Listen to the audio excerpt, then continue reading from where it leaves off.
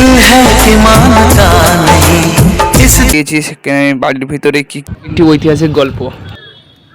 Canning house. তো চলো দেখানো যাক।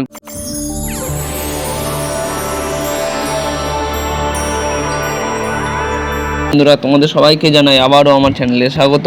আগের দিন আমি পার্ট 1-এর ভিডিও দিয়েছিলাম, আজকে আমি পার্ট 2-এর ভিডিও দেবো।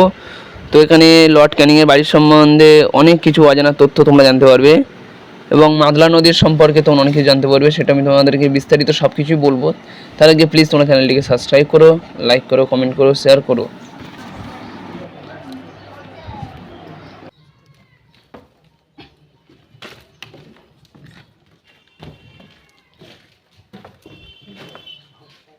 এই যে তক্তপোষা দেখতে পাচ্ছেন, তক্তপোষার কোনো কাঠ নেই, শুধু জাস্ট ফ্রেমটা পড়ে আছে।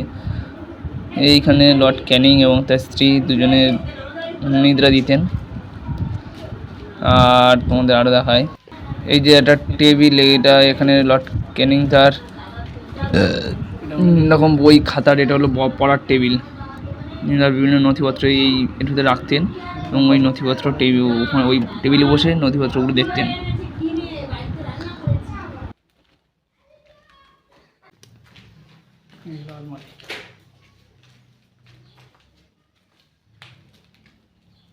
এটা শোকেস আলমারি, শোকেস না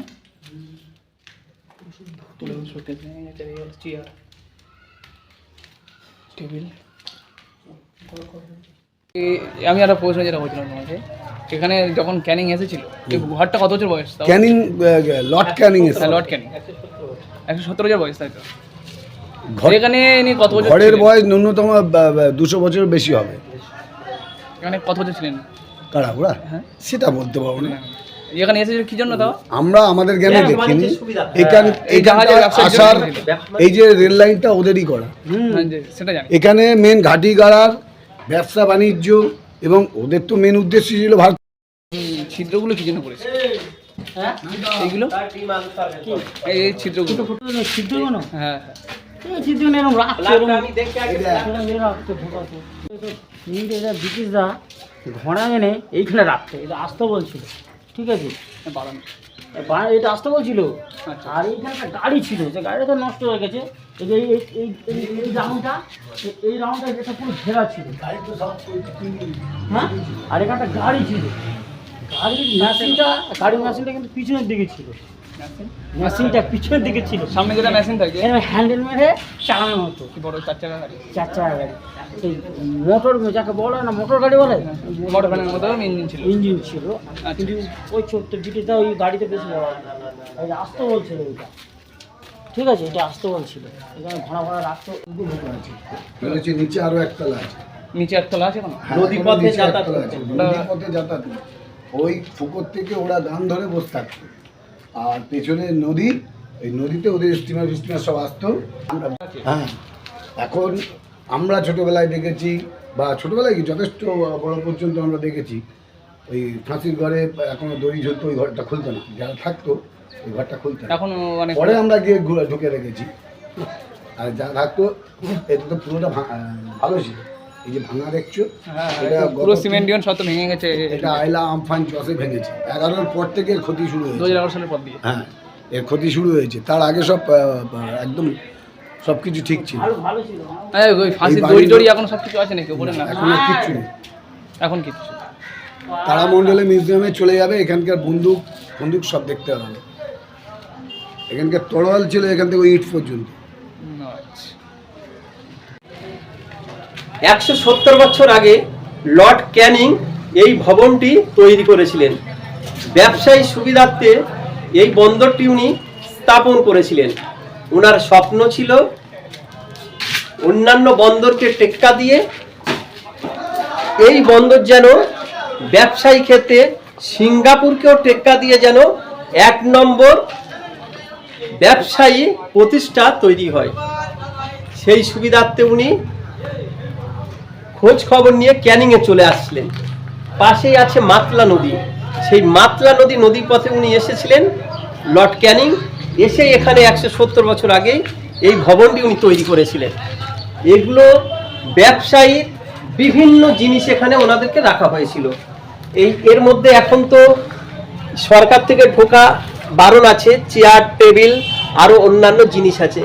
ভবনটি প্রায় ভগ্ন, প্রায় ওপরে ওঠা যাবে না। তা সত্ত্বেও এখানে কিছু ছেলেরা লুকিয়ে এর মধ্যে যান বা কয়েক বছর আগেও যেতেন, যদিও সরকার দিয়ে খোলা বন্ধ আছে এখন। আর এই ভবনগুলোকে সুন্দরবনের লবণ ব্যবসার জন্য লর্ড ক্যানিং এখান দিয়ে প্রচুর লবণ দেশ বিদেশে নিয়ে যেতেন। তার সঙ্গেও বিভিন্ন নেশাজাত দ্রব্য, যেমন বিড়ি সিগারেটের বিভিন্ন মশলার, সেগুলোকে উনি এই বাংলা দিয়ে সংগ্রহ করতেন, করে এই ভবনে রাখতেন, রেখে এই মাতলা নদী দিয়ে উনি ইংল্যান্ডে নিয়ে যেতেন। লর্ড ক্যানিং হাউসের আমরা এখন পিছনের দিকে এসেছি। এই যে আমরা দরজাটি দেখছি, এই দরজাটাই এসছে সুদূর বার্মা প্রদেশ দিয়ে। তখন যত এখানে কাঠের সিঁড়িও আছে, সেই সিঁড়িটির কাঠ সুদূর বার্মা দেশ দিয়ে এসছিল, এবং এগুলোকে শাল সেগুন কাঠ দিয়ে তৈরি। এক একটি অনেকটা প্রায় লম্বা আছে, প্রায় 12-13 ফুট লম্বা, 12-13 ফুট প্রায় লম্বা হবে, লম্বা আছে। আর এই ভবনটি প্রায় লম্বায় হবে প্রায় 100 আনুমানিক প্রায় 110-20 ফুট। 110 ফুট। আর হাইটে আর কত হবে? হাইটও তেমনই আছে, ওই হাইটে 70, প্রায় 75 60-70 ফুট আনুমানিক প্রায় হবেই এই লর্ড ক্যানিং হাউস। যে এখানে এখন এই আমরা ঘরেতে কটা ঘর আছে, ভিতরে কটা ঘর আছে? এই ঘরের মধ্যে প্রায় আনুমানিক আমরা যেটাকে ঘুরে দেখলাম প্রায় 40-50 খানা হাউস আছে। এখানেই বিভিন্ন প্রশাসনিক কাজকর্ম চলতো, ব্যবসায়িক কাজকর্ম চলতো, এবং লর্ড ক্যানিংয়ের বিভিন্ন কর্মচারীদেরও থাকার এখানে সুব্যবস্থা আমরা যেটুকু শুনতে পেলাম, যে এখানে বিভিন্ন কর্মচারীদেরও থাকার ব্যবস্থাও আছে, এবং কিছুটাও আমরা ওখানে ঢুকে দেখলাম। এখনও সেই ভগ্নপ্রায় দৃশ্যের চেয়ার টেবিলগুলো এখনোই পড়ে আছে এই লর্ড ক্যানিং হাউসের বাড়ির মধ্যে। ঘরটা বানানো কত বছর পরে ঘরটা ছিল? উনি এখানে প্রায় 170 বছর আগে এই ভবনটি তৈরি করেছিলেন।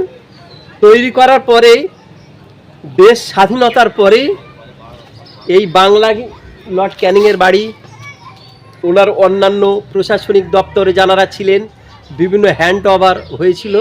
হওয়ার পরেও লর্ড ক্যানিংয়ের পরেও এই বাড়িতে বিভিন্ন কর্মচারীরাও থেকেছিলেন।